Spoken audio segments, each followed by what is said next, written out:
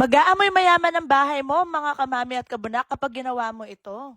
Heto lang ang mga kailangan, mga kamami. Asin, downy, at saka alcohol.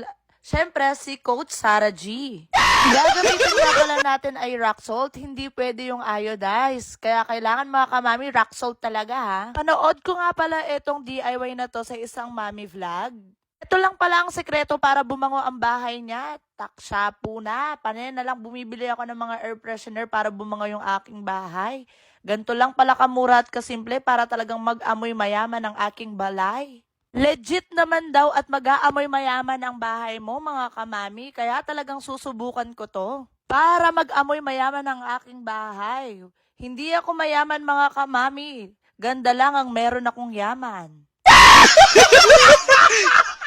Kaya naman sa amoy na lang ako babawi para ma-experience ko naman maging mayaman. Nakita nyo naman, inilagay ko na lahat ng mga dapat gamitin. Ninuna ko ang rock salt. Pangalawa naman yung alcohol at pangatlo yung downy. Tinansya ko lang pala ang paglagay ng downy at ang alcohol. Hindi dapat umaapaw ang alcohol, kailangan konti lang. At dahil maliit nga ang nabili naming downy ay dalawa na ang nilagay kong sachet. Ay Diyos ko, talagang legit siya. Inilalagay ko pa lang sa lalagyan pero talagang amoy na amoy ko na yung amoy pang mayaman. Isang cup nga pala inilagay ko sa kwarto at ang isa naman inilagay ko sa sala. Mabango ba, Dad? Napakabango.